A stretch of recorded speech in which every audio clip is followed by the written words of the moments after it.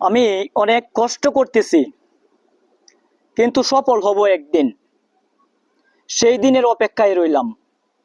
এই যে প্রচন্ড রৌদ্রের মধ্যে এসে বসে আমি দু একটা কথা বলার জন্য আসছি।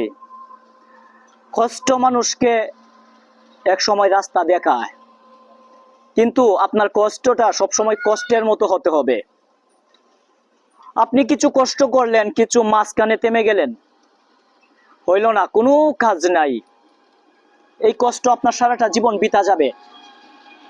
এই কলম দ্বারা লিখার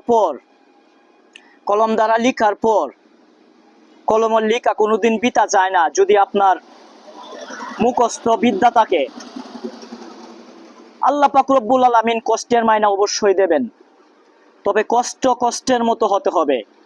আমি কষ্ট করে যাচ্ছি, একদিন সফল হব ইনশাল্লাহ। আল্লাহ যদি সহায় থাকেন, সৎ পথের বিজয় হবে ইনশাল্লাহ। সৎ পথের বিজয় হবে ইনশাল্লাহ। সৎ পথের বিজয় হবেই হবে। হে যুবক, তুমি লক্ষ্য রাখো সৎ পথের দিকে, সত্যের বিজয় হবেই হবে। যদিও আল্লাহ পাক ধৈর্যশীল ব্যক্তিকে ভালোবাসেন। যে ধৈর্য ধরতে পারে সেই সব ব্যক্তিকে আল্লাহ পাক রব্বুল আলামিন ভালোবাসেন। ঠিক তেমনি আপনার আমার সফলতা আসবে একদিন, যদি আপনি সৎ পথে চলেন। আর মধ্যপথে কেউ হাল ছেড়ে দিবেন না। মধ্যপথে হাল ছেড়ে দিলে এটা কাপুরুষের পরিচয় হয় ভাই। বিশেষ করে পুরুষদেরকে বলতেছি, মধ্যপথে হাল ছেড়ে দিবেন না। আপনি মহিলা না, আপনি একজন পুরুষ।